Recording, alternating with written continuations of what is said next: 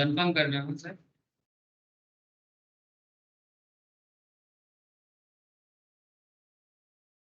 Started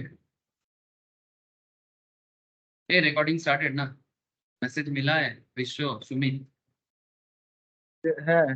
हाँ okay okay okay. अच्छा तो चलो sir, again good morning to all of you. तो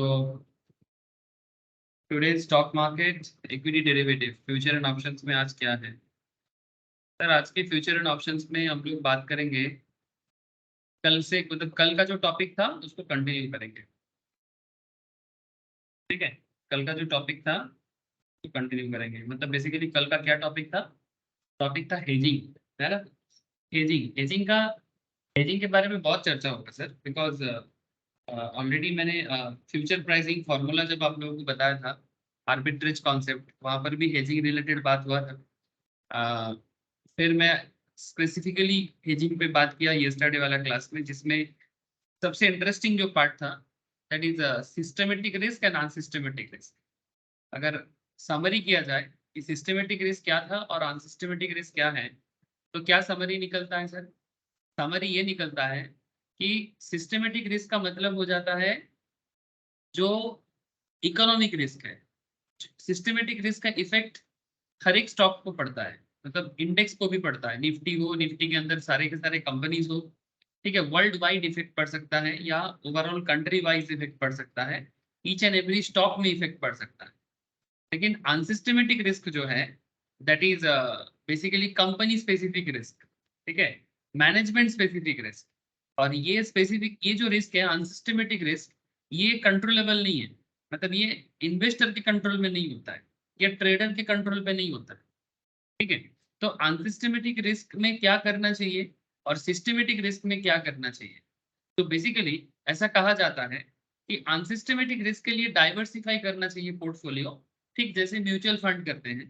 ठीक है, म्यूचुअल फंड जैसे हमारे आपसे पैसा लेके फंड जुगाड़ करते हैं, फिर उसको मार्केट में अलग अलग फंड में डिस्ट्रीब्यूट कर देते हैं।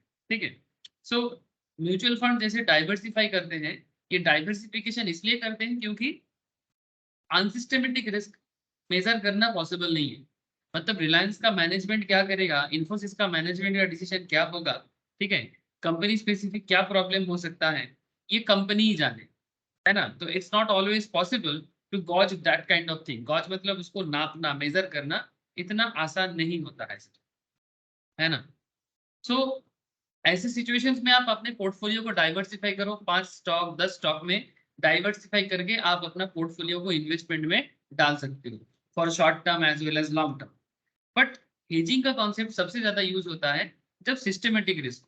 सिस्टमेटिक रिस्क मतलब जब जीडीपी में किसी तरह का डी ग्रोथ नजर आता हो, मार्केट में इन्फ्लेशन रिलेटेड मैटर आ जाए, आरबीआई या सेंट्रल बैंक, चाहे इंडियन सेंट्रल बैंक मतलब आरबीआई हो या फिर यूएस के सेंट्रल बैंक लाइक क्या नाम करूं उसका, फेडरल बोलते हैं। यूएस सेंट्रल बैंक को क्या क्या बोलते हैं सर? फेडरल बोलते हैं। यस संभव, गुड मॉर्निंग। गुड मॉर्निंग संभव। तो जैसे कि यूएस फेडरल जैसे ऑर्गेनाइजेशन जब इंटरेस्ट रेट में चेंजेस लाता है, उसका इम्पैक्ट भी पड़ता है। सो माय पॉइंट बहुत सिंपल था कल के क्लास के, कि हेजिंग में हम लोगों ने जो भी पढ़ा, ठीक है, चलो मैं आपको स्क्रीन शेयर कर लिया, स्टडी नोट पे आ गया सर। तो हेजिंग बेसिकली सिस्टमेटिक रिस्क के लिए होता है, और ये सबसे ज्यादा यूज होता है फ्यूचर मार्केट में। फ्यूचर मार्केट हेजिंग का यूज सबसे ज्यादा होता है, स्पेशली जब आपका पोर्टफोलियो, स्पेशली जब आपका लॉन्ग टर्म पोर्टफोलियो, जब आपने किसी स्टॉक में इन्वेस्ट करके काफी दिनों से होल्डिंग करके रखे हैं और अचानक से आपको पता चलता है कि मार्केट गिरने वाला है, और due to systematic risk, and that is the time, that is the time जब आपको बेसिकली हेजिंग करना चाहिए। तो ये कॉन्सेप्ट मैंने आप लोगों के साथ लास्ट क्लास में किया, सिस्टमेटिक रिस्क के साथ हेजिंग के बारे में, D growth in GDP, interest rate tightening, inflation, physical deficit, export import में जो प्रॉब्लम है, जैसे कि इंडिया जैसा कंट्री में डेफिसिट इकोनॉमी इंडिया है, बट साथ में हमारा एक्सपोर्ट भी डे बाय डे इम्प्रूव हो रहा है, ये अच्छा बात है। तो अगर जरूरत के ज्यादा डेफिसिट हो जाए ना, ये मुश्किल है। एंड जियो पॉलिटिकल टेंशन, ठीक है, मतलब international war, cold war, varieties kind of, ठीक है। सो आई होप कि लास्ट क्लास में ये सिस्टम आप लोगों को समझ में आया था। ठीक है, ये सिस्टम आप लोगों को समझ में आया था। तो एक सिंपल सा लाइन याद रखिएगा sir, we diversify to minimise unsystematic risk, मतलब company specific risk, and we hedge to minimise the systematic risk, that is economic risk, that is economic risk, overall macro economic parameter, these are the macro economic parameter. और ये macro economic parameter रातों रात नहीं सीखने को मिलेगा sir, इसमें आप लोगों को समय देना पड़ेगा। एंड इसीलिए ना मैं बीकॉम लेवल में भी जब स्टूडेंट्स पढ़ता है उसको भी 11-12 लेवल में CA CMA वालों को तो बोलना ही पड़ता है सर, कि हर लेवल में स्टूडेंट्स को ये बार बार बोलता हूँ, सर इकोनॉमिक्स पढ़ लो सर, भले ही कितना भी बोरिंग क्यों ना लगे, भले ही आपको ग्राफ अच्छा ना लगे, भले ही आपको मतलब समझ में ना आए, बट पढ़ते रहो, इकोनॉमिक्स पढ़ते रहो। तो कई स्टूडेंट्स आजकल क्या करते हैं, 11-12 में इकोनॉमिक्स नहीं लेता है, मैं सुन के ही मेरा ना दिल ऐसे क्या कर रहा है, मतलब इकोनॉमिक्स नहीं पढ़ेगा तो फिर कैसे समझेगा, आगे का सिचुएशन बहुत मुश्किल हो सकता है। So micro economics as well as macro economics both are very important part in our day to day life. ठीक है, सो जो समझ गया उसका निकल गया, जो नहीं समझ पाया वो मुश्किल में पड़ गया सर। ठीक है, आगे चलो बढ़ते हैं विश्व। तो फिर हम लोग आज क्या पढ़ेंगे सर, आज हम लोग बीटा पढ़ेंगे, है ना, अंडरस्टैंडिंग बीटा। ना what is beta, what is beta, beta क्या है और बीटा बीटा को किस तरह से यूज कर सकते हैं। अच्छा एक चीज और, एक बात जो हेजिंग से कल सीखे थे, कल की क्लास से हेजिंग में जो सीखे थे हम लोग, वो क्या था सर, कल की क्लास में हेजिंग में हम लोगों ने जो सीखा था उसमें एक सबसे इंपॉर्टेंट पार्ट था कि जब मार्केट आपको आपके अगेंस्ट में जाता है, जब मार्केट आपके अगेंस्ट में जाता है, जैसे देखो लास्ट फ्यू वीक्स में अगर देखा जाए या लास्ट फ्यू मंथ्स में देखा जाए तो निफ्टी गिरा है, ऑब्वियसली निफ्टी गिरा है। हाँ कल निफ्टी ने अप्रैल आ रहा है इस खुशी में, क्योंकि अप्रैल क्या है sir, April is a financial new year, है ना, April is a financial new year. So financial new year की खुशी में मतलब मार्केट में क्या हुआ, एक बुलिशनेस आया है सर, मार्केट में एक बुलिशनेस नजर आ रहा है। आप लोगों ने देखा सर, आज तो मार्केट बंद है due to happy Ramnavami, and happy Ramnavami to all of you sir.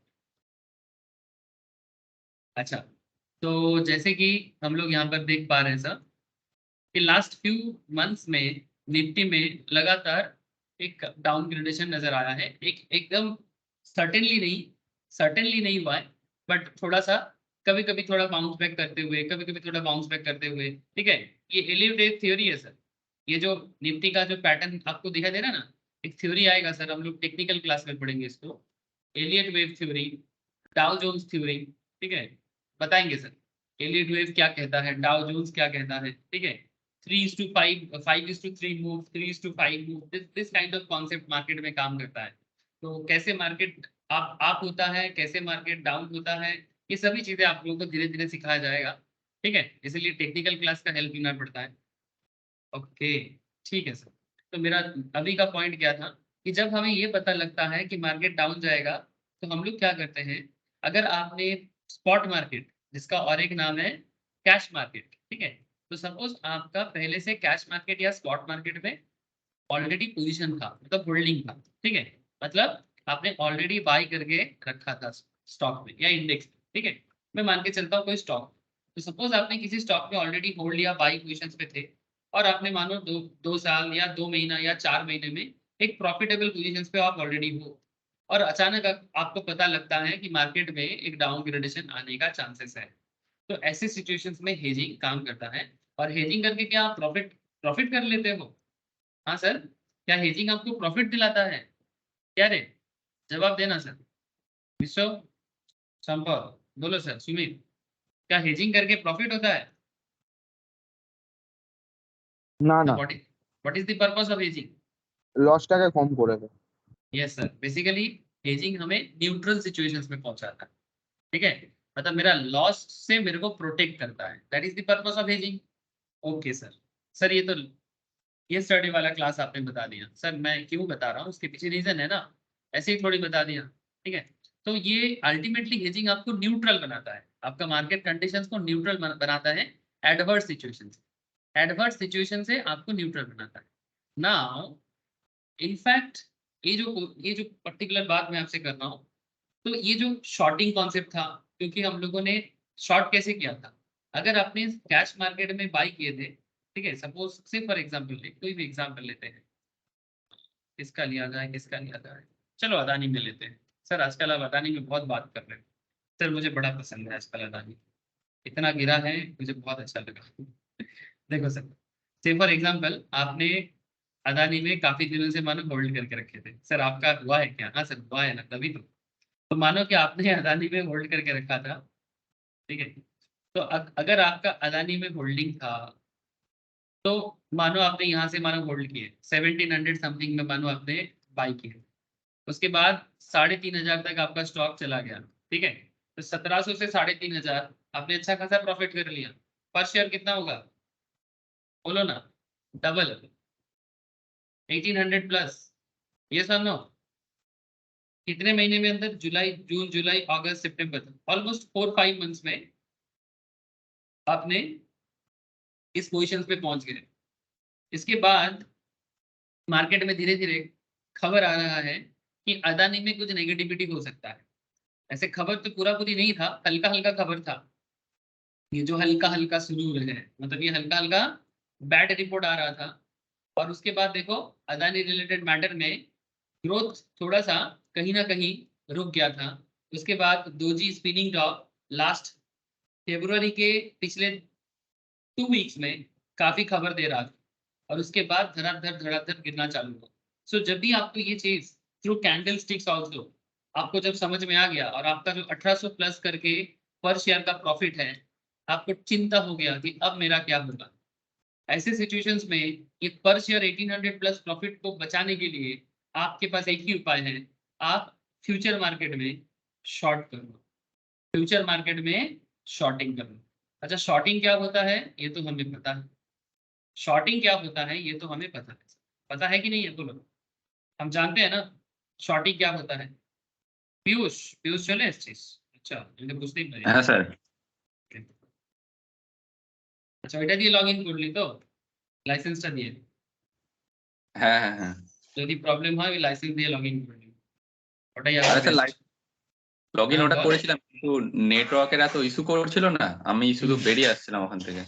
তারপরে সেই কি সিকিউরিটি আর সব কি দেখাচ্ছিল দেখলাম। এটা দিয়ে ঢুকবে, এটা দিয়ে একটু আমার মনে হয় অসুবিধা পাবো না। হ্যাঁ, ঠিক আছে অসুবিধা নেই। तो बेसिकली चलो सर कंटिन्यू करते हैं।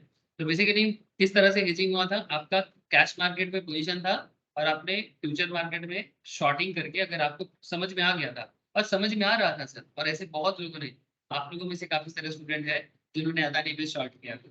आई नो दैट, चौथा अभी तक आया नहीं, ज्वाइन नहीं किया, चौथा नहीं किया था शॉर्टिंग, मुझे याद है। चौथा ने मेरे को बताया था कि सर शॉर्ट करें, बोला हाँ बिल्कुल करो, कोई दिक्कत नहीं है। जब तक मार्केट मौका देता है, जब तक फ्रीज नहीं कर देता, बिल्कुल शॉर्ट करो, नो इशू विद दैट। ना पॉइंट इज दैट, तो अगर आपका कैश मार्केट का पोजीशंस को आपने शॉर्टिंग कर दिया, इसका मतलब बेसिकली यही है कि आपने हेजिंग करके अपना जो पोजीशन है उसको बचा लिया। नाउ सर, अब रिस्क फैक्टर के साथ इसका क्या कनेक्शन, सर वही तो बताना है। How can hedge multiple spot positions usually a portfolio. अगर आपका मल्टीपल पोजीशंस है मार्केट में, मतलब आपके पास सिर्फ अदानी नहीं रे बाबा, आपके पास मानो अदानी है, अंबानी है, ठीक है, आपके पास टाटा है, तो कोई भी है आपके पास जिसको आप होल्ड करते हो। आप अदानी होल्ड करो, अंबानी होल्ड करो, टाटा होल्ड करो, बिरला होल्ड करो, हाँ क्या प्रॉब्लम है। सर मैं ऐसे ही ओनर का नाम बता रहा हूँ, आप समझ गए होंगे, ठीक है। तो या फिर राधा कृष्णन दमानी को होल्ड करो, ये कौन है sir? DMart, revenue super mart, ठीक है। तो जो भी हो से बहुत सारे नाम आ जाएगा। तो अदानी, अंबानी, टाटा, बिरला, राधा कृष्णन अंबानी, किसी को भी होल्ड कर लो sir, no issue with that. But problem is that कि जब मार्केट सिस्टमेटिक रिस्क के अंडर में आ जाता है, तो उसको कैसे समझोगे? In order to do so you first need to understand something called as beta of a stock. तो ईच एंड एवरी स्टॉक का ना बीटा होता है, एंड बीटा क्या है? Beta is a risk factor, beta is a risk factor. तो जैसे कि मैं आपको कल बता रहा था, हल्का सा मैं कल कल स्टार्ट किया था कि बीटा होता क्या। सर बीटा को समझने के लिए थोड़ा इकोनॉमिक्स, माइक्रो इकोनॉमिक्स का अंडरस्टैंडिंग चाहिए। सर अगर किसी के पास माइक्रो इकोनॉमिक्स का अंडरस्टैंडिंग नहीं है तो उनको दिक्कत होगा? नहीं सर, दिक्कत नहीं होगा, मैं तो कोशिश करूंगा सर आम भाषा में बताने का। बट जिसको माइक्रो इकोनॉमिक्स जिन्होंने पढ़ा है तो थोड़ा जल्दी समझ जाएगा, और जिन्होंने माइक्रो इकोनॉमिक्स प्रॉपरली नहीं पढ़ा है, या फिर जरूरी नहीं कि हर कोई कॉमर्स बैकग्राउंड से आके क्लास कर रहा है, ऐसे बहुत सारे स्टूडेंट हैं जो कॉमर्स बैकग्राउंड से नहीं है, स्टॉक मार्केट में अपना पैर जमाना चाहते हैं, तो उनके लिए मैं यही बोलूंगा कि आपने इकोनॉमिक्स नहीं पढ़ा कोई बात नहीं, पर समझ जाओ कि बीटा क्या कहता है। ठीक है, तो beta basically sensitivity of the stock. ठीक है, लिटिल बिट मूवमेंट में मार्केट में जो सेंसिटिविटी आता है उसको बीटा से रिप्रेजेंट किया जाता है। सर बीटा कैलकुलेट कैसे होता है? वही सर, तो beta denoted by the Greek symbol. Sir ये ग्रीक मैथमेटिकल सिंबल है। सर ग्रीक मैथ्स में जैसे हम लोग इंडिया में जीरो बनाया ना, हम लोग इंडिया में जीरो बनाया, ट्रिगोनोमेट्री बनाया, है ना। ट्रिगोनोमेट्री जो जितना सारा यूज होता है, ये जो ट्राइंगल, स्क्वायर, ये जो भी ट्रिगोनोमेट्री में हम लोग यूज करते हैं, ये सारा चीज इंडिया में बना है। उसके बाद ग्रीक वर्ल्ड ने भी मैथमेटिकल काफी इनोवेशन किया है यूरोपियन वर्ल्ड में, रोम ग्रीक एम्पायर में। ठीक है, बाद में। ठीक है सर, आप लोगों को कभी ये कहानी भी बताऊंगा कि जीरो इंडिया ने ही क्यों आविष्कार किया, वाई इंडिया डिस्कवर जीरो। पता है आप लोगों को कि आखिर इंडिया ने ही क्यों जीरो बनाया, बाकी कंट्री से क्यों नहीं बना पाया? कभी बताऊंगा सर, क्योंकि जीरो मैथ्स का सबसे बड़ा एक इनोवेशन है, मतलब इससे बड़ा इनोवेशन तो हो ही नहीं सकता। ठीक है, कोई कहता है कि आर्यभट्ट ने बनाया, नहीं सर, आर्यभट्ट ने बस अपनी किताब में लिखा। आर्यभट्ट ने जस्ट अपनी किताब में जीरो के बारे में लिखा, जीरो तो पहले से ही है, फ्रॉम द वैदिक एरा।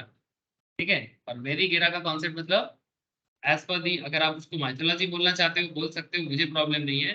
बट इसके बारे में बेसिकली ब्रह्मा ने जब किताब लिखा था, ठीक है, सृष्टि किया था, तब से जीरो के बारे में बोला। ठीक है, इवन गौतम बुद्धा का मतलब वो बौद्धिस्ट कॉन्सेप्ट में कॉन्सेप्ट है शून्यवाद। शून्यवाद समझते हो, मतलब जीरो में पहुंचना है, हाउ टू रीच जीरो। मतलब आर्यभट्ट ने आज से 700-800 साल पहले जीरो के बारे में बोला, और गौतम बुद्ध आज से 2500 2.5 मतलब जीसस क्राइस्ट के जन्म से भी 2500 साल पहले, मतलब नहीं सॉरी, आज से 2500, जीसस क्राइस्ट के जन्म से 500 साल पहले गौतम बुद्ध ने जीरो के बारे में बोला, और उसका थ्योरी का नाम है शून्यवाद। शून्यवाद, तो फिर शून्य कहाँ से आया? जीरो से। तो ये शून्यवाद क्या है सर? हम लोग कौन सा क्लास कर रहे हैं, स्टॉक मार्केट की वेदांत क्लास कर रहे हैं? सर छोड़ो सर, वेदांतिक मतलब जीरो वगैरह में नहीं जाना है, लेकिन कभी मौका मिले तो जरूर बता दूंगा सर। कभी बोलते बोलते ऐसे ही बोल देंगे, समझ में आ जाएगा आपको। ठीक है, फिलहाल ग्रीक सिंबल में बात करते हैं, beta. So beta plays a very crucial concept in market finance. ठीक है, आएगा तो स्टॉक मार्केट में ना मैथमेटिकल चर्चा बहुत होगा। ठीक है, अगर आप मैथमेटिकली समझ पाते हो ना, बहुत मजा आएगा। Very crucial concept in market finance and it finds it application in multiple aspects of market finance. अच्छा, हम लोग ना यहाँ पे ना बीटा कैलकुलेशन पार्ट में नहीं जाएंगे, एप्लीकेशन पार्ट में बात करेंगे। क्यों? बिकॉज हम लोग इंजीनियर नहीं है ना सर, हम लोग कॉमर्स के बंदे हैं, हम लोग एप्लीकेशन में ढूंढते हैं, बाकी काम मैथमेटिशियन करें। I guess we are too good stage to introduce beta as it also finds the application in hedging portfolio of stock. Portfolio stock में भी बीटा काम करता है। In plain words, beta measures the sensitivity of the stock with respect to the change in the market. मतलब market के हल्का परिवर्तन से किसी स्टॉक में जितना परिवर्तन होता है, point of view data, market के हल्का परिवर्तन से किसी पर्टिकुलर स्टॉक में जितना परिवर्तन होता है उसे उस स्टॉक का बीटा कहा जाता है। अगर मार्केट 2% में मूव करता है मानो tomorrow, what is likely movement in Infosys? अगर market, how risky is stock और particular stock compare to market indices, मतलब निफ्टी के मूवमेंट के ऊपर बेस करके कोई पर्टिकुलर स्टॉक कितना मूव कर रहा है। से फॉर एग्जांपल, चलो कैसे बताया जाए, तो इसको सर, ना हाँ हाँ बोलो। इलास्टिसिटी ऑफ डिमांड तो percentage change bye yes, quantity yes, divided yes. By percentage change of price, ताई तो। नहीं, not elasticity of demand, it's elasticity of stock, इसको डिमांड नहीं बोलेंगे। না না ठीक মানে है, মানে কনসেপ্টটা একই রকম না। Concept, yes concept is same, concept is same. ডেল্টাতেও তো সেম কনসেপ্টই তো রয়েছে। হ্যাঁ, সেম কনসেপ্টই রয়েছে, অবভিয়াসলি তুই ঠিক বলছিস, কনসেপ্টটা সেম, কিন্তু এটা প্রাইস ইলাস্টিসিটি অফ ডিমান্ডের কনসেপ্টটাকে ইউজ করছে, ওখানেও বিটা ইউজ করি আমরা। বাট এখানে ব্যাপারটা হচ্ছে, এখানে मार्केट উপর बेस করে, डिपेंडिंग ऑन द मार्केट, किसी पर्टिकुलर स्टॉक में मूवमेंट कैसे होता है। जैसे अगर मैं इक्विटी स्टॉक वॉच में जाऊं, चलो आप देखो यहाँ पे,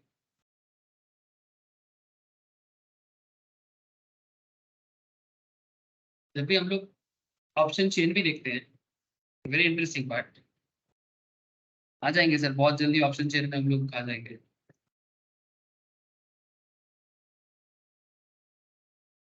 जब हम लोग ऑप्शन चेन में भी पहुंचेंगे ना तब भी ये चीज बहुत काम करेगा। सर ऑप्शन चेन में अलग अलग स्ट्राइक चूज करना पड़ता है और उसका जो अंडरलाइंग इंडेक्स है दैट इज निफ्टी। ठीक है। सो कहने का मतलब है निफ्टी अगर बेस है तो at on the basis of Nifty, Nifty base, ठीक है, मतलब कैश मार्केट, सिंपल बात है, कैश मार्केट या फिर और भी बोलो स्पॉट मार्केट। तो कैश मार्केट और स्पॉट मार्केट के एंगल से अगर आप मार्केट को सोचते हो उसके ऊपर डिपेंड करके ऑप्शंस मार्केट में क्या चेंजेस आता है। सेम बात बीटा कैश मार्केट के चेंजेस के ऊपर डिपेंड करके ऑप्शंस मार्केट में कितना चेंजेस आता है that is also beta. And another important thing, चलो अभी ऑप्शंस मार्केट में बात नहीं करते, ठीक है, क्योंकि ज्यादा कॉम्प्लेक्स नहीं करना है अभी बात को। निफ्टी 50 में कितना चेंजेस आए थे? निफ्टी 50 में लास्ट दिन 129 पॉजिटिव चेंजेस रहा है। उसमें ओवरऑल परसेंटेज अगर चेंजेस देखो निफ्टी का तो 0.76% कॉम्पेयर टू लास्ट डे। मतलब मैं बात कर रहा हूँ आज थर्सडे है, वेडनेसडे मतलब यस्टरडे मार्केट क्लोज हुआ है पॉजिटिव में, पॉजिटिव नोट पे, as you can see it here. ठीक है, यस्टरडे मार्केट क्लोज हुआ है पॉजिटिव नोट पे और इसमें भी आप लोगों ने देखा होगा शायद एक हरामी बना था ना, हरामी या क्या बना था, इंगल्फिंग, क्या बना था सर? हरामी था कि इंगल्फिंग था? मैं डे कैंडल देख रहा हूँ, प्रीवियस ट्रेंड डाउन ट्रेंड था और डाउन ट्रेंड में यहाँ पर एक हैमर बना है और हम इसको, ये जो पर्टिकुलर ट्रेंड बना है इसको हम लोग हरामी बोल सकते हैं क्या? हाँ देखो, एक डोजी बन गया और उससे पहले एक बड़ा सा कैंडल, तो you can say it's like अ हरामी। ठीक है, तो और उसके बाद देखो मार्केट में एक पॉजिटिव चेंजेस। आप लोग रिलायंस ट्रैक कर रहे हो क्या? हम लोग रिलायंस में हरामी पैटर्न को बहुत अच्छे से देखा। कल क्या हुआ रिलायंस पे? अच्छा चलो उसमें बात करते हैं, बाद में आते हैं। तो जो पर्टिकुलरली जो मैं बोल रहा था कि कितना परसेंटेज निफ्टी बदला है और उसके बेसिस में आपका स्टॉक कितना परसेंटेज बदला है। अगर निफ्टी 0.76% में चेंजेस है, सर अदानी का चेंजेस बता रहे हैं 9.29, अदानी एंटरप्राइज पॉजिटिव चेंजेस 148.65। ठीक है, Adani port 42.65 7.19%, hero motor corporation 64.5 2.87%। मैं कल भी आप लोगों को अदानी के बारे में बोल रहा था, है ना, कि अदानी को देखो, अदानी को देखो, अदानी आपको ट्रेडिंग में मौका देगा। Eicher motor 78.60 2.76%, JSW steel, HCL technology, वेनजीसी, सब नेगेटिव भी नहीं है क्या? अरे नेगेटिव है, नीचे आ जाओ, ये देखो, मतलब कल मैक्सिमम स्टॉक पॉजिटिव रहा तभी निफ्टी पॉजिटिव हुआ है। नेगेटिव में सिर्फ सिप्ला है, रिलायंस है, मॉर्निंग सर। एशियन पेंट, हाँ मॉर्निंग का था, morning, Cipla, Reliance, Asian paint, Bharti Airtel और यूपीएल, ये 3-4 स्टॉक छोड़ के बाकी सभी स्टॉक ने पॉजिटिव नोट में कंप्लीट किया। और इसमें डेल्टा कैसे काम कर रहा है सर? तो डेल्टा बेसिकली यही कहना चाहता है कि अगर ओवरऑल निफ्टी के चेंजेस की बेसिस पे, मतलब सेंसेक्स या निफ्टी के चेंजेस के बेसिस में पर्टिकुलर स्टॉक में कितना परसेंटेज चेंजेस रहा है उसे उस स्टॉक का बीटा कहा जाता है। अब इसको और अच्छे से समझना होगा, मैं आपको धीरे धीरे इस पे लेके चलता हूँ, लेकिन पॉइंट इसी तरह का कॉन्सेप्ट पे बना हुआ है। तो कल एक चीज तो देखने को मिल रहा है कि कल अगर मार्केट पॉजिटिव रहा है तो अदानी एंटरप्राइज का बहुत बड़ा रोल है, अदानी पोर्ट का भी बहुत बड़ा रोल।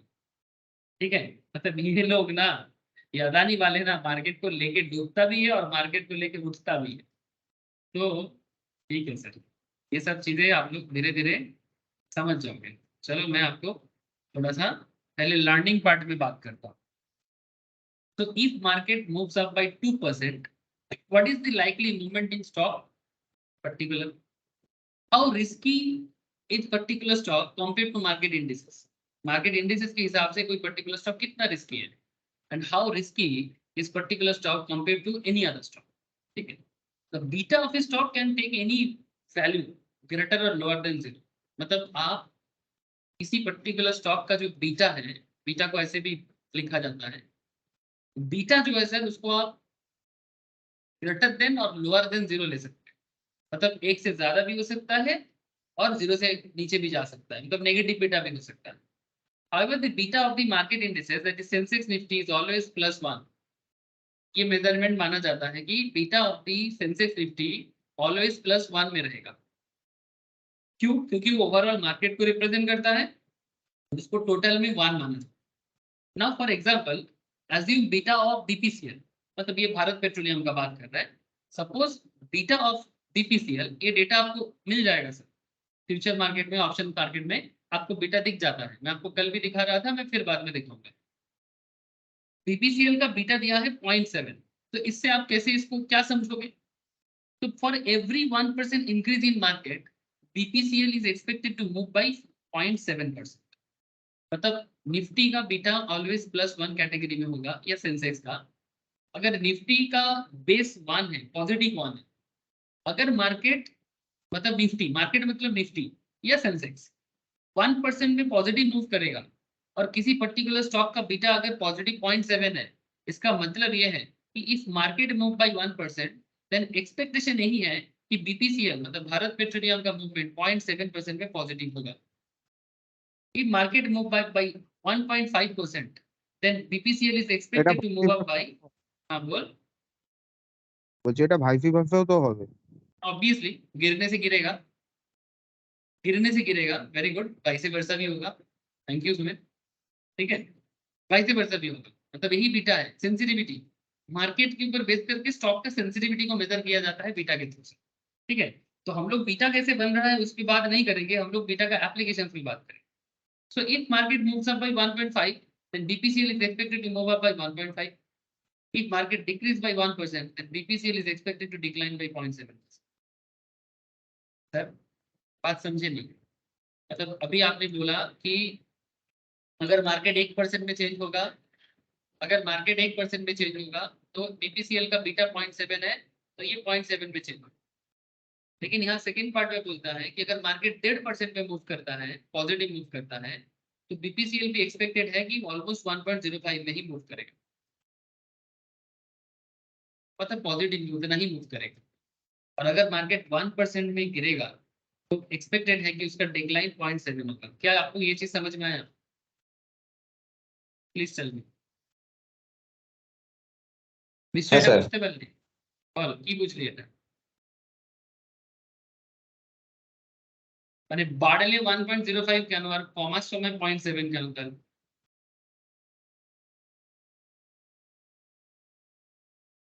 ওটা স্যার 1.5% উপর তো 0.7% ক্যালকুলেশন হলো, 1.5 এর উপর 0.7% ক্যালকুলেশন হয়েছে বলে 1.05 হয়েছে। Thank you. আর এটা তো 1% এর উপর 0। Yes yes, very good, very good. 1% के ऊपर 7% था, तो 1.5% के ऊपर क्या 7 होगा? 1.5% के ऊपर ऑब्वियसली यूनिटरी मेथड में लगा तो समझ में आ जाएगा। ठीक है, तो 1% में चेंजेस 0.7, बट 1.5% में चेंजेस 1.05। सिमिलरली अगर मार्केट डिक्रीज करेगा 1% में, तो बीपीसीएल भी डिक्रीज करेगा 0.7%। सर इतना सिंपल है डेल्टा, सर डेल्टा का मतलब इतना ही सिंपल है। तो BPCL beta is less than the market beta. Now there is a very interesting part. BPCL का बीटा बता रहा है मार्केट से कम है, मार्केट 1% है तो बीपीसीएल 0.7 है। कितना कम है? 0.3%।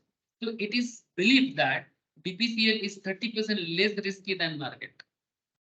मतलब निफ्टी से भी बीपीसीएल लो रिस्क स्टॉक है, क्योंकि मार्केट जब हिलता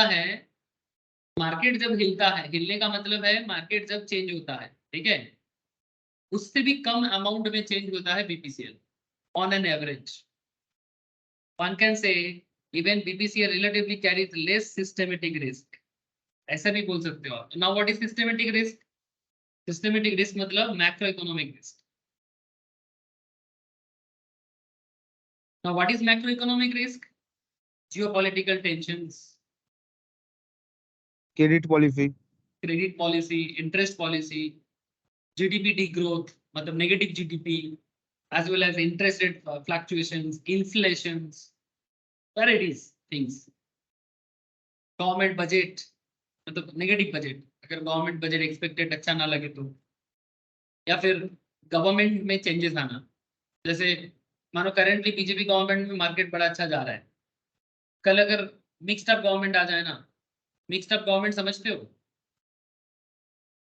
मिक्स्ड अप गवर्नमेंट मतलब मिली जुली सरकार, मतलब अकेला कांग्रेस नहीं कर पाएगा, कांग्रेस जोड़ बनेगा, यूपीए वगैरह। ऐसे सिचुएशंस में मार्केट थोड़ा सा चिंता में पड़ जाता है, पता नहीं डिसीजन पास हो पाएगा कि नहीं, मतलब प्रॉब्लम विद द पार्लियामेंट।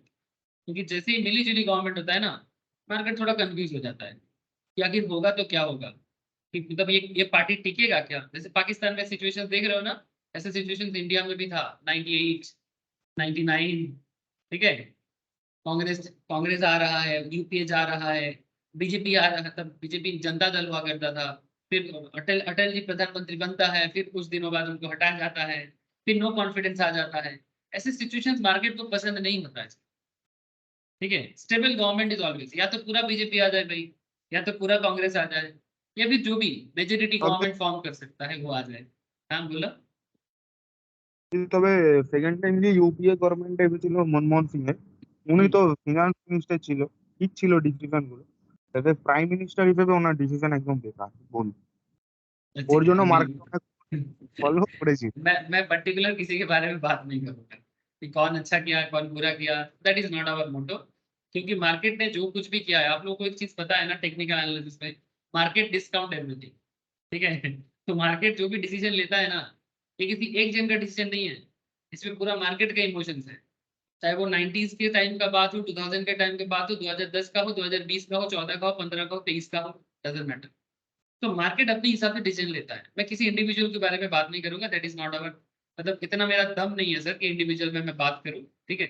लेकिन समय के साथ साथ जो भी इकोनॉमिक हिस्ट्री में हम लोग देखे हैं, उसको हम लोग दिमाग में जरूर रखेंगे।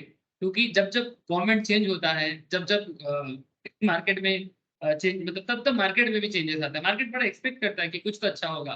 इवन स्टेबल गवर्नमेंट में भी, जैसे अगर मोदी गवर्नमेंट कोई प्रॉपर डिसीजन नहीं ले पाता है रिगार्डिंग बिजनेस, रिगार्डिंग इकोनॉमी, तो इसके बारे में भी मार्केट में आप देखोगे कि अगर हर साल बजट में मार्केट बहुत नहीं उछला है, कभी कभी, कभी कभी मार्केट में बहुत ग्रोथ आया है, कभी कभी मार्केट अरे पसंद नहीं आ रहा है क्या कर रहे हैं। तो ऐसा नहीं कि स्टेबल गवर्नमेंट में कुछ नहीं होता, स्टेबल गवर्नमेंट में भी होता है। तो मार्केट का एक्सपेक्टेशन के हिसाब से अगर हो जाए तो मार्केट अच्छा कर रहा है, नहीं तो नहीं। तो सिस्टमेटिक रिस्क में अगर आप फोकस करोगे तो बात यही है कि जिसका बीटा कम रहेगा, चाहे सिस्टमेटिक रिस्क भी मार्केट में आ जाए, सिस्टमेटिक रिस्क भी मार्केट में रहे, तो वो चेंजेस उसका कम होगा या फिर लेस रिस्की होगा। मतलब बहुत ज्यादा वोलेटाइल नहीं होगा, या बहुत ज्यादा अप या डाउन आपको स्टॉक में नजर नहीं आएगा जिसका बीटा कम रहेगा, ठीक है सर। तो फिर क्या लो रिस्क स्टॉक में ट्रेड लेना चाहिए? सर ये डिपेंड करते हैं इंडिविजुअल पे। Low risk low return, high risk high return, high risk high loss भी हो सकता है, लो रिस्क में लो लो लॉस होता है। तो वेरी सिंपल कॉन्सेप्ट है ना। अब आगे देखो क्या होता है, एग्जाम्पल बनाते हैं सर। देखो assume HPCL beta is 0.85%, ठीक है। हिंदुस्तान पेट्रोलियम, ये बीपीसीएल नहीं है, हिंदुस्तान पे आ गए।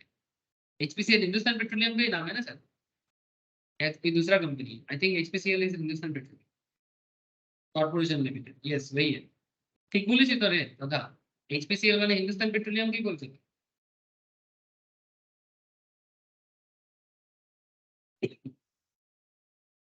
किसी का आवाज नहीं आ रहा, आप लोग कनेक्टेड हो कि नहीं? Yes sir. Suppose HPCL का बीटा 0.85 है, then BPCL, so it is believed to be less volatile compared to HPCL. So now therefore less risky. मतलब HPCL का बीटा 0.85 बता रहा है और BPCL का बीटा 0.7 था, ठीक है। तो BPCL उससे भी कम वोलाटाइल है, HPCL से भी कम वोलाटाइल है, therefore less risky. The following table should help you. चलो देखते हैं।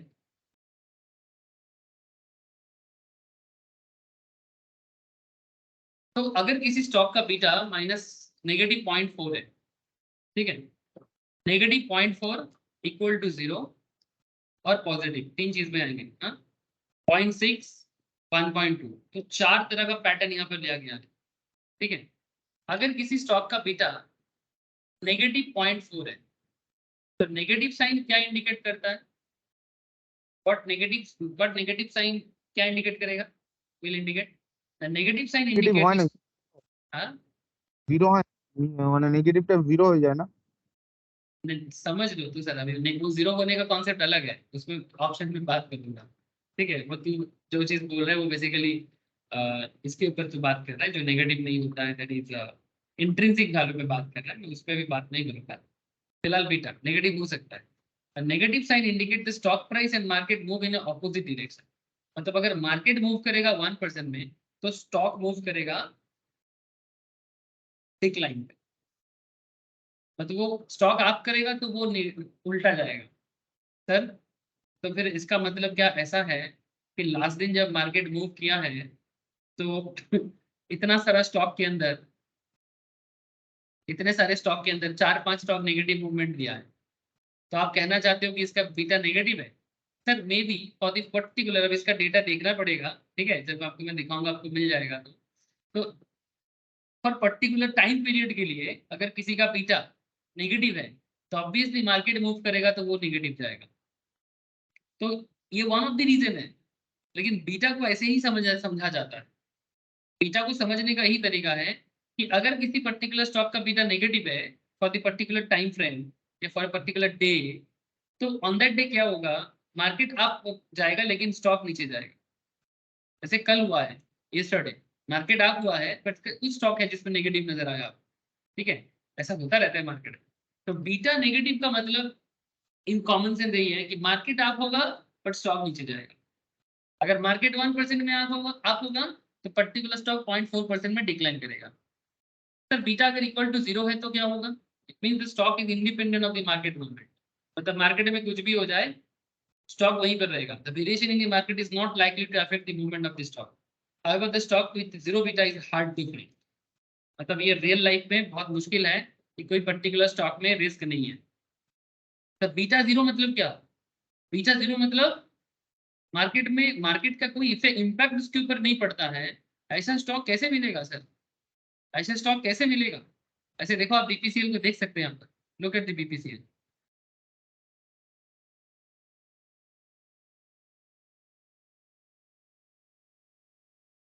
ये देख रहे हैं आपको बीपीसीएल? ठीक है, भारत पेट्रोलियम। और अगर आप निफ्टी चेन में हो, मतलब निफ्टी 50 के अंदर अगर आप देखते हो तो बीपीसीएल थोड़ा नीचे ही आया है। और इसमें चेंजेस भी देखो, मार्केट पॉजिटिव गया है बट ये हल्का सा चेंज हुआ है, 0.04, 0.04 में चेंजेस हुआ है। तो कॉन्सेप्ट इज दैट कि ये बहुत हल्का चेंज करता है, बहुत हल्का। मार्केट 1% में बदला है तो वो हार्डली 0.23% में बदला है। आप हिसाब लगा सकते हो कि मार्केट कितना परसेंट में बदला है और बीपीसीएल कितना परसेंट में चेंज हुआ है। तो 0% का मतलब हो गया, 0% का मतलब हो गया बहुत सिंपल कि मार्केट का इम्पैक्ट उस पर नहीं पड़ेगा। लेकिन ऐसा स्टॉक सच में नहीं मिलता है सर, नहीं मिलता है। अच्छा, now point is that sir, zero से मतलब higher than zero lesser than one. ठीक है, मतलब ऐसे बोलेंगे कि ग्रेटर देन जीरो है पर लेस देन वन है। जीरो से ज्यादा है, एक से कम है, मतलब 0.6 या 0.5। It means the stock and the stock market move in the same direction. However, the stock is relatively less risky. A move in 1% in market influence the stock to move up by 0.6%. The market 1% में बढ़ेगा, particular stock 0.6% में बढ़ेगा. And these are generally called the low beta stock. मतलब less risky stock. Less risky stock. And higher than one, जिसका beta higher than one है, जिसका beta higher than one है, मतलब risky stock, no doubt. It means the stock moves in the same direction as the markets. However, the stock tends to move 20% or more than the market. Market से भी 20% से ज्यादा move कर सकता है. Meaning, if the market increase by 1%, the stock is expected to go up by 1.2% or more. Likewise, if the market decline by 1%, the stock is expected to decline by 1.2%. And these are generally called the high beta stock. तो currently आप लोग समझ पा रहे हो sir high beta stock में कौन है? अदानी, ऑब्वियसली। ठीक है, मार्केट में इतना परसेंटेज चेंजेस रहा है बट वो उससे भी ऊपर है, उससे भी ऊपर है। भाई বোঝা যাচ্ছে কি যাচ্ছে না?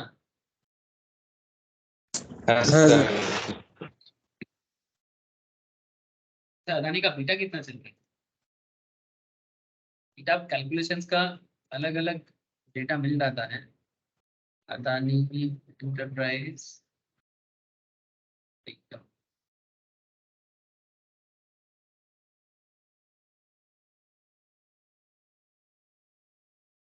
एक साल का डेटा अगर देखा जाए वोलेटिलिटी वाइज,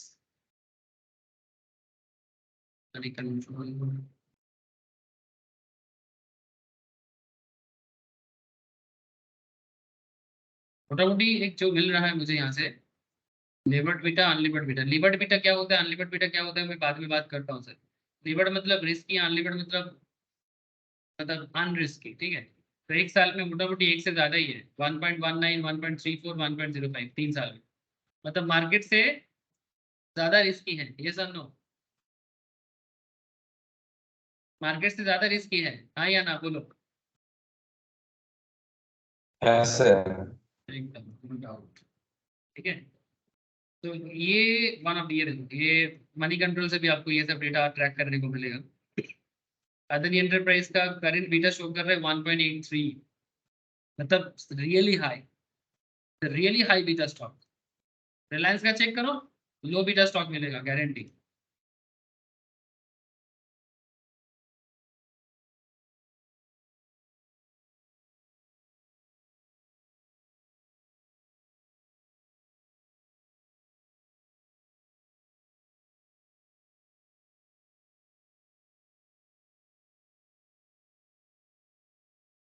हल्का सा इसका भी रिस्की बता रहा है 1.10, बट अदानी से काफी कम है।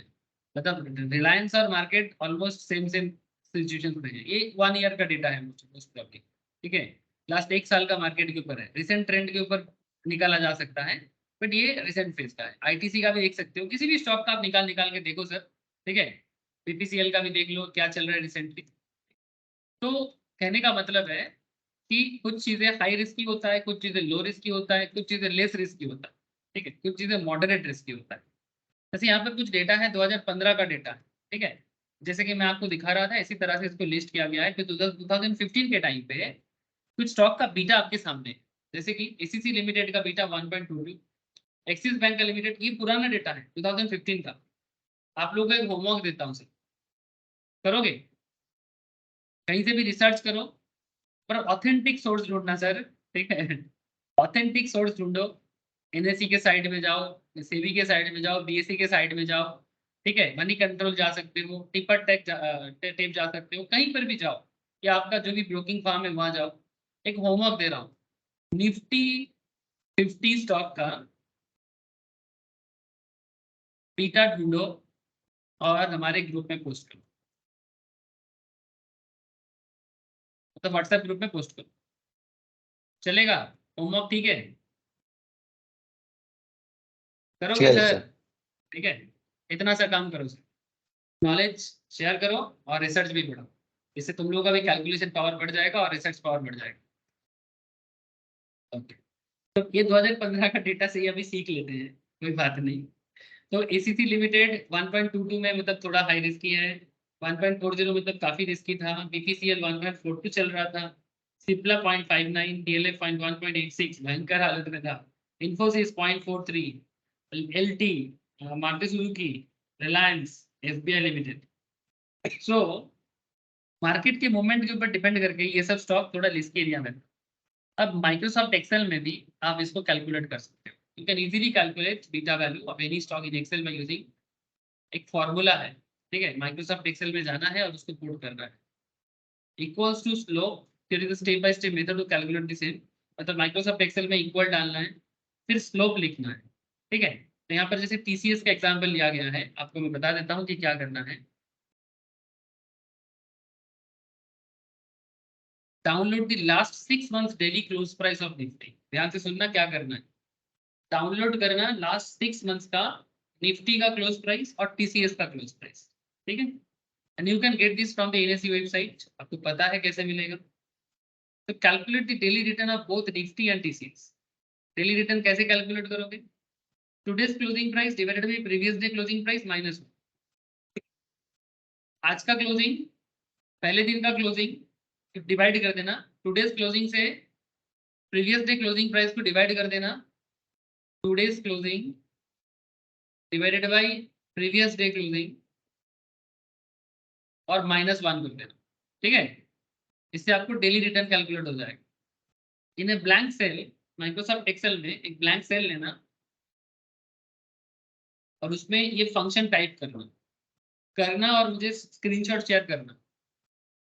इक्वल्स टू देना ब्लैंक सेल में, ठीक है, जो फांका जगह होता है ना जहाँ पर टाइप करते हैं हम लोग, equals to slope known underscore y's known underscore x, ये फॉर्मूला पुट करना, ठीक है, where known underscore y is the array of daily return of TCS and known underscore x is the array of daily return of Nifty, ठीक है। तो TCS अब पहले data को डाउनलोड कर लेना माइक्रोसॉफ्ट एक्सेल में, डाउनलोड करने के बाद आप ये फॉर्मूला पुट करना, ठीक है। TCS 6 मंथ्स बीटा 3 सितंबर 2014 टू 3 मार्च 2015 का लिया गया था, जिसमें वैल्यू आया था 0.62, ठीक है। चलो देखते हैं, यहाँ पर एक एक्सेल सीट है, फिर इसका लिंक नहीं मिल रहा मुझे अभी, अगर मिलेगा तो मैं आपको बाद में शेयर करूँ, ठीक है। इसका एक लिंक यहाँ पर था, बट अभी मुझे नहीं मिल रहा है, बाद में मिलेगा तो मैं शेयर कर दूंगा, बट इतना आप लोग कर सकते हो, ठीक है। करो, अगर नहीं होगा तो मैं नेक्स्ट डे देखा, ठीक है, बट हो जाना चाहिए। बेसिक एक्सेल है, आजकल आप लोग सभी कोई जानते हो कि एक्सेल कैसे यूज करना जानता है, ठीक है। जो बेसिक माइक्रोसॉफ्ट एक्सेल का ट्रिक्स है, माइक्रोसॉफ्ट एक्सेल में फॉर्मूला में जाना, फॉर्मूला में जाके इक्वल्स टू देके ये फॉर्मूला को पुट करना, और पुट करके पहले डेटा को डाउनलोड कर लेना, उसके बाद ही हो पाएगा, ठीक है। तो इसे यहाँ पर TCS का 6 महीना बीटा आया था 0.62। इसी तरह आप किसी भी पर्टिकुलर टाइम पीरियड का बीटा निकाल सकते हैं, किसी भी पर्टिकुलर टाइम पीरियड का बीटा निकाल सकते हैं। मतलब यहाँ पर 6 मंथ्स डेटा था, अगर आप ट्रेडर हो तो शॉर्ट पीरियड का डेटा देखना, 1 मंथ का डेटा देखना, 2 मंथ्स का डेटा देखना, 15 डेज का भी डेटा चेक कर सकते हो, आपको हर चीज का बीटा मिल जाएगा। बोलो सर, अनदर होमवर्क करोगे कि नहीं करोगे?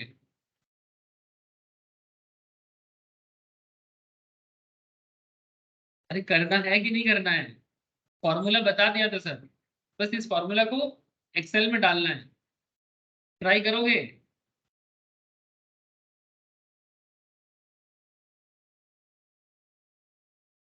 क्या हुआ, आप लोग इतना चुप क्यों हो?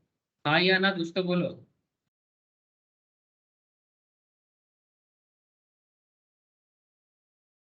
किसी का आवाज ही नहीं मिला। और भी तो सर एक्सेल में निकालना और कैलकुलेशन करके इसको भी ग्रुप में आप लोग शेयर करते रहना कि ये बीटा आया, 1 मंथ डेटा यूज किया मैंने, जो जितना मंथ का डेटा यूज करोगे उसके हिसाब से जो भी डेटा आएगा उसको पुट करके बताना। अगर आप लोगों से नहीं हो पाएगा, ठीक है, तो मैं नेक्स्ट क्लास में, मेरे पास अभी एक्सेल का सर यहाँ पर मतलब डेस्कटॉप में कुछ है नहीं, एक तो मैं अभी कोशिश करता आपको बताने का, ठीक है, लेकिन हो जाएगा सर, नहीं होगा तो मैं ट्राई करूंगा, दूसरे लैपटॉप यूज करके बताना पड़ेगा। अच्छा, हेजिंग स्टॉक पोर्टफोलियो, ये क्या है? Let us now focus back the hedging a portfolio stock. अब ये बीटा वगैरह तो समझ गए आप लोग, कि आखिर बीटा को करना क्या है, ठीक है। So now hedging stock portfolio, let us now focus back the hedging a portfolio of stock by employing Nifty futures. However, before we proceed with this, you may have this question: why should we use Nifty future to hedge a portfolio? Why not something else? Nifty future को ही क्यों? देखो sir, 2 types of risk होता है, एक systematic, एक unsystematic. तो जब हमारे पास डाइवर्सिफाइड पोर्टफोलियो होगा तो नेचुरली अनसिस्टमेटिक रिस्क मिनिमाइज हो जाता है। तो what is left? Systematic risk. मतलब अगर आप निफ्टी 50 यूज करते हो, point to be noted sir, अगर आप निफ्टी फ्यूचर यूज करते हो तो निफ्टी फ्यूचर में कौन कौन है? निफ्टी फ्यूचर में पूरा का पूरा 50 स्टॉक है, निफ्टी 50 वाला स्टॉक है। निफ्टी फ्यूचर में कौन है?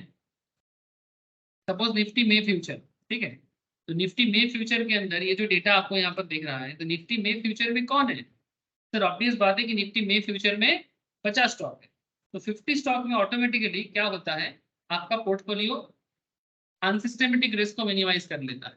That's a very simple basic concept, ठीक है।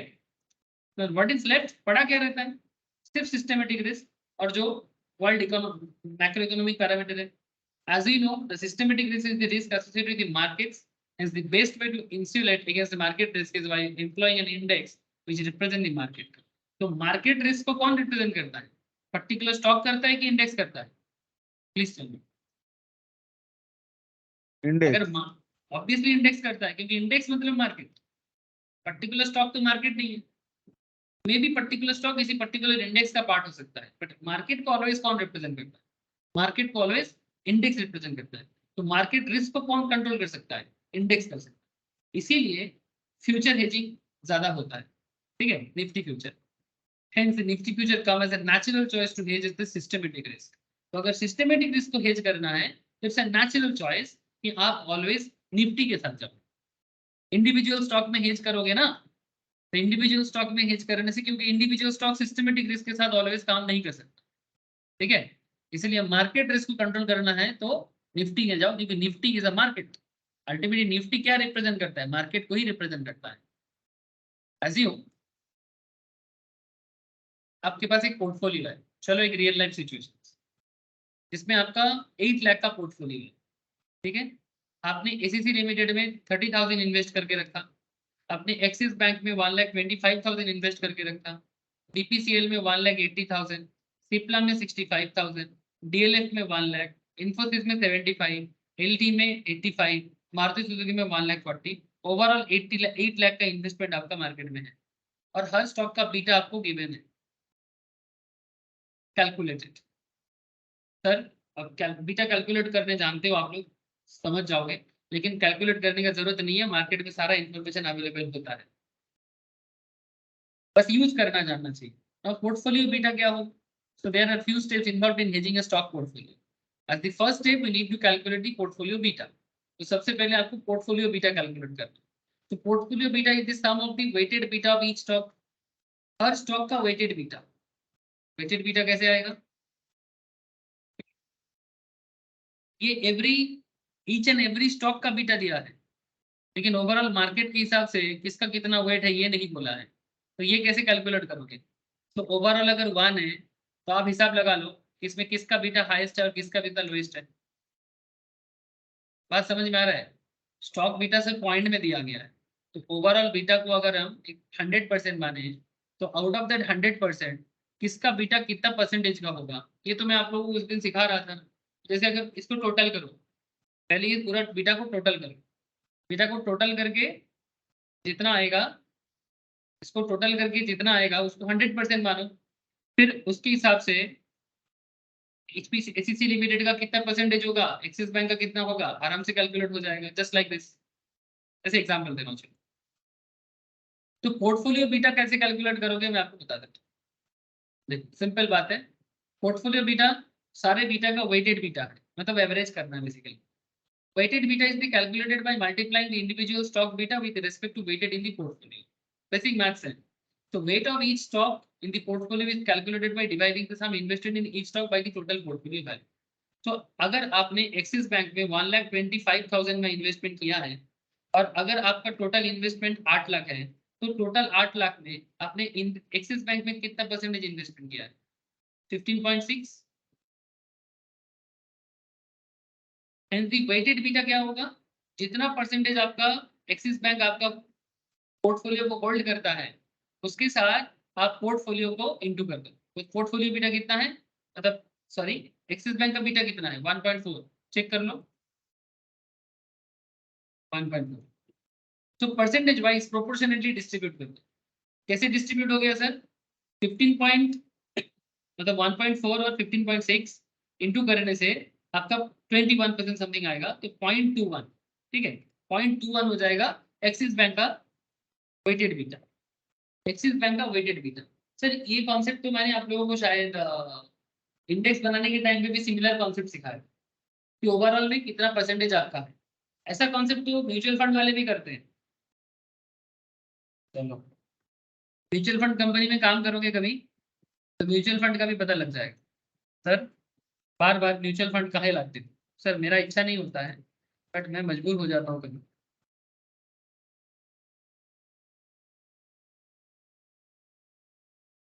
Look at sir, mutual fund ने अलग अलग कंपनी में इन्वेस्ट किया. जैसे ये पराग पारिक का शेयर जो मुझे चौथा से मिला था, मैं उसी से बता रहा हूँ आपको कि ओवरऑल आपका जितना टोटल पैसा मार्केट में इन्वेस्टमेंट है, जिसको हम लोग एसेट अंडर मैनेजमेंट बोलते हैं, ठीक है, तो ओवरऑल एसेट अंडर मैनेजमेंट है मानो 29,000 समथिंग, मतलब 30,000 करोड़ अप्रोक्स. इसमें से आईटीसी में 7.63% कैसे आएगा? वो जितना इन्वेस्टमेंट है उसको डिवाइड कर दो 30,000 करोड़ से, तो परसेंटेज आ गया 7.63. हाउसिंग एचडीएफसी में है 7.81, बजाज में है 7.53, आईसीआईसीआई में 5.57. इस तरह से आप हर पर्टिकुलर स्टॉक का पोर्टफोलियो में कितना परसेंटेज है, म्यूचुअल फंड कैलकुलेट कर रहे हैं ना, आप भी कैलकुलेट कर लो। सर एक इंटरेस्टिंग चीज आपको बताता हूँ, म्यूचुअल फंड में भी आपको बीटा का जरूरत पड़ता है। कहाँ गया बीटा?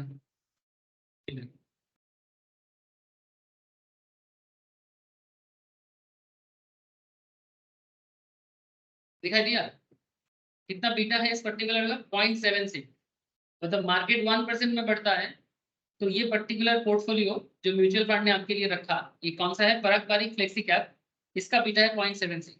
मतलब अगर निफ्टी 1% में चेंज होता है तो इस पर्टिकुलर म्यूचुअल फंड 0.76% में पॉजिटिव या नेगेटिव होता है। समझ में आया आप लोगों को?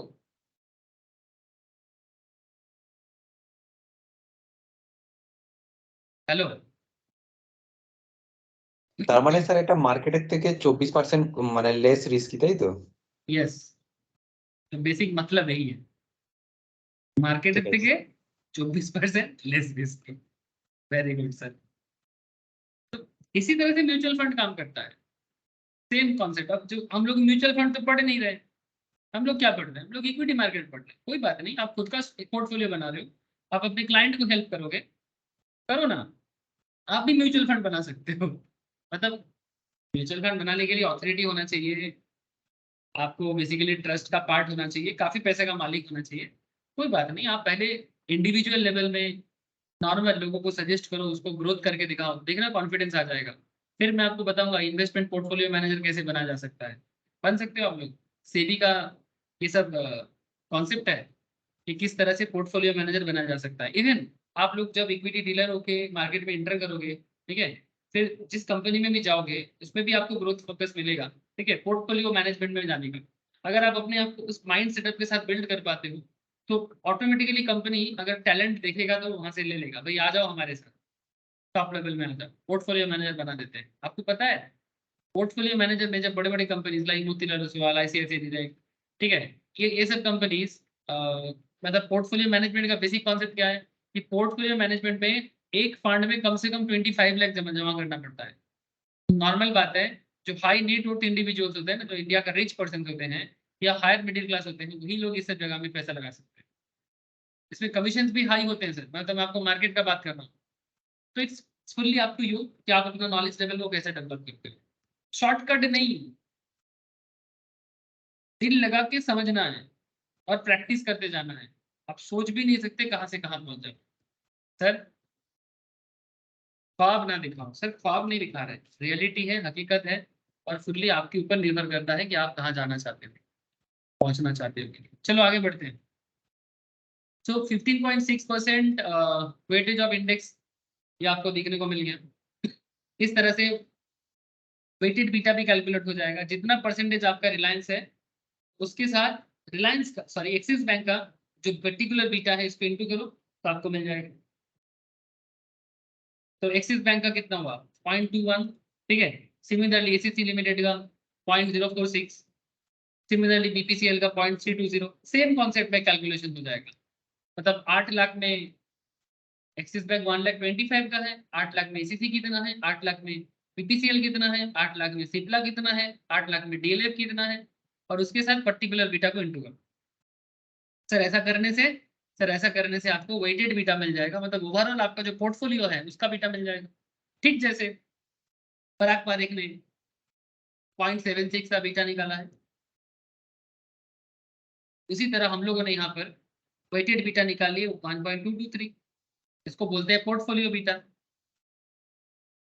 मतलब ये जो पर्टिकुलर स्टॉक है ये रिस्की है, मतलब मार्केट 1% में चेंज होगा तो ये 1.223% में चेंज होगा, या फिर ऐसा बोलो कि मार्केट जितना चेंज होगा उससे 20% ज्यादा चेंज हो सकता है, पॉजिटिव और negative. The sum of weighted beta is the overall portfolio beta. For the portfolio above the beta happens 1/223. This means if Nifty goes up by 1%, the portfolio as a whole expected to go up by 1.223%. Similarly, vice versa. अगर Nifty down करेगा तो ये भी 1.223% में down करेगा। Nifty 1% में down होगा but ये 1.22% में डाउन हो जाएगा। अब हेज वैल्यू कैसे कैलकुलेट होगा? What is the hedging value? चलो इंटरेस्टिंग फैक्ट में जा रहे हैं, बड़ा इंटरेस्टिंग एरिया है। समझे तो बात बने, ना समझे तो कभी ना बने। Hedge value is simply the product of the portfolio beta and the total portfolio investment. So how to calculate? Sir, portfolio beta already we calculate 1.223. आपका टोटल इन्वेस्टमेंट वैल्यू है 8 लाख, ठीक है, तो हेज वैल्यू हो जाएगा 8 लाख इंटू 1.223, दैट इज 9,78,400। समझाता हूँ इस 9 लाख का क्या करना है। रिमेंबर, हम लोग अभी जो बीटा कैलकुलेट कर रहे हैं, हेजिंग कर रहे हैं, ये लॉन्ग पोर्टफोलियो है। This is the long only portfolio where we purchase the stocks in the spot market or the cash market, and we know in order to hedge we need to take counter position in the future market, because हमें पता लग रहा है कि मेरा लंबा position पे ग्रहण लगने वाला है। ग्रहण समझते हो ना, अगर कोई मार्केट में नेगेटिव फोर्स आ रहा है जो हमारा पोर्टफोलियो को तहस नहस कर सकता है, and that is the time हमें हेजिंग करना है, मतलब बेसिकली फेंसिंग करना है, बेड़ा लगाना है ना, मतलब इसको लोग बंगाली में बोलते हैं बेड़ा, ठीक है, इंग्लिश में बोलते हैं फेंसिंग करना। The hedge value suggest to hedge a portfolio of 8 lakh we need to short future worth ₹9,78,400। मतलब रिस्क के कारण, क्योंकि आपका ओवरऑल पोर्टफोलियो का रिस्क है 1.223 पोर्टफोलियो बीटा है, तो बिकॉज पोर्टफोलियो बीटा हाई है, that is the reason 8 lakh का पोर्टफोलियो को बचाने के लिए फ्यूचर में हेजिंग करना चाहिए 9,78,400 में, बिकॉज ये हाई बीटा पोर्टफोलियो है। इसलिए नॉर्मल वैल्यू से भी 1,78,400 टका ज्यादा का वैल्यू में आपको, मतलब फ्यूचर वोट में आपको इन्वेस्ट, मतलब शॉर्टिंग करना चाहिए, तभी जाके आप अपना 8 लाख को बचा सकते हो, तभी ये मैथमेटिकली राइट पोजीशंस पे आकर रुकेगा। मतलब यही है मैथ्स का पीछे का कारण, because of the risk factor, because of the risk factor. चलो अब थोड़ा देखते हैं कितना लॉट चाहिए। अब 9,78,400 के लिए आप देख लो कि मार्केट आपको क्या लॉट ऑफर कर रहा है। आप निफ्टी फ्यूचर में करना चाहते हो ना, तो अगर करंट वैल्यू में देखें, करंट वैल्यू क्या बता रहा है निफ्टी फ्यूचर में, चलो देखते हैं। अगर मे फ्यूचर में करना चाहते हो,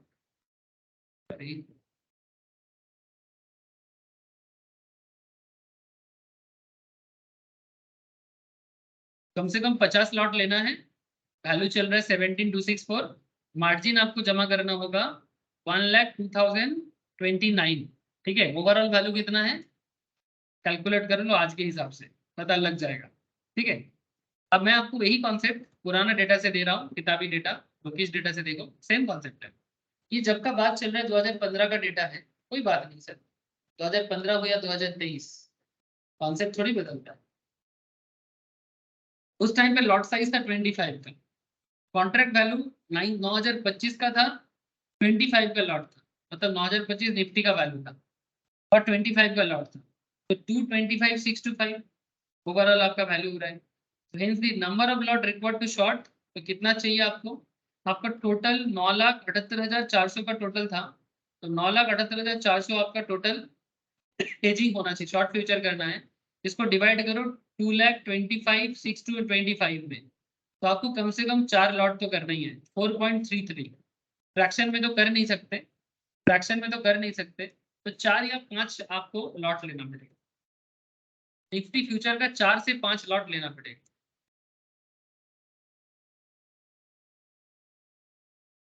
आज के हिसाब से करो सर, आज का हिसाब बहुत ज्यादा होगा क्योंकि निफ्टी का वैल्यू आई है 17,264 इंटू 50 कितना होता है सर,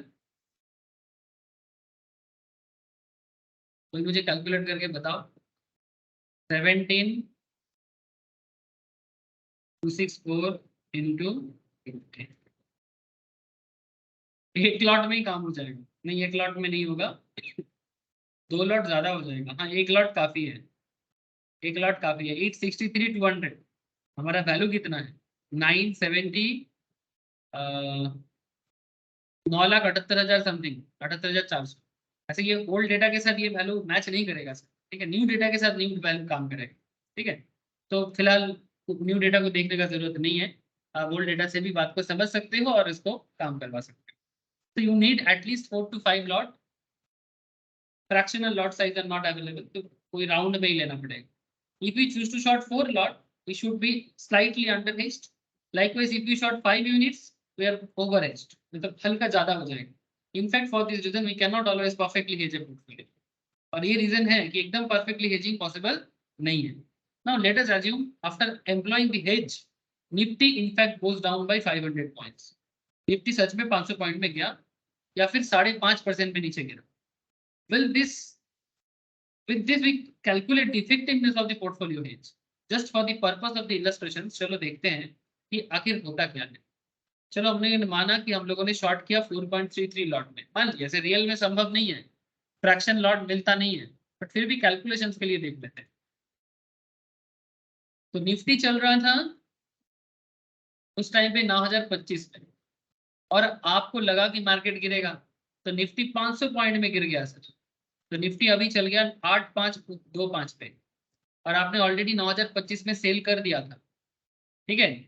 अब निफ्टी का करंट वैल्यू है 8525, अब आप बाई करना चाहते हैं, ठीक है। ये से for example with in 1 month हुआ है, ठीक है।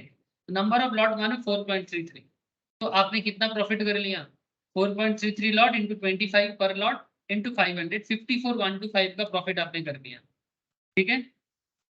54,125 आपने प्रॉफिट कर लिया, तो शॉर्ट पोजीशंस पे आपने गेन किया 54,000।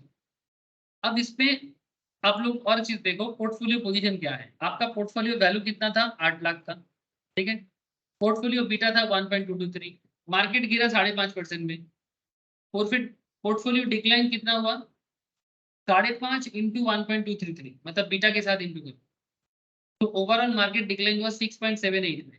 इसका 8 लाख के हिसाब से अगर आप परसेंटेज निकालोगे तो 8 लाख इंटू 6.78 तो होता है सर 54,240। तो मार्केट गिरने के कारण आपका लॉस हुआ है 54,240, जो पोर्टफोलियो आपका गिर गया है, ठीक है। लेकिन आपने शॉर्ट करके कमा लिया सर 54,125, मतलब बेसिकली आपने अपना पैसा को बचा लिया। लेकिन एग्जैक्ट हेजिंग संभव नहीं है, बट थोड़ा बहुत फ्रैक्शन इधर उधर हो सकता है, बट आप बचा सकते हो। Hence you can see one hand Nifty short करके आपने 54,125 इनकम किया, और नॉर्मल मार्केट में लॉन्ग पोर्टफोलियो में ड्यू टू मार्केट डिक्लाइन आपका 54,000 लॉस हो गया। As a net result there is no loss और गेन। फ्रैक्शन को प्लीज इग्नोर करें, माइनर डिफरेंस है, लाख लाख के खेल में 100-200 मायने नहीं रखता। The loss in portfolio is offset by the gain in the Nifty future position. So automatically ये क्या हो जाता है, offset हो जाता है। With this, I hope you are now in a position to understand how you could hedge a portfolio stock. तो मैं आपको encourage करूंगा कि 4.33 की जगह 4 या 5 लॉट देख के इस एक्सरसाइज को कंप्लीट करना, ठीक है। मतलब तब लॉट फ्रैक्शन में नहीं होगा, कंप्लीट होगा, आप देख लीजिएगा कि कितना ज्यादा डिफरेंस हो रहा है। फाइनली बिफोर वी रैप, कुछ इंपॉर्टेंट चीज आपको बताते हैं।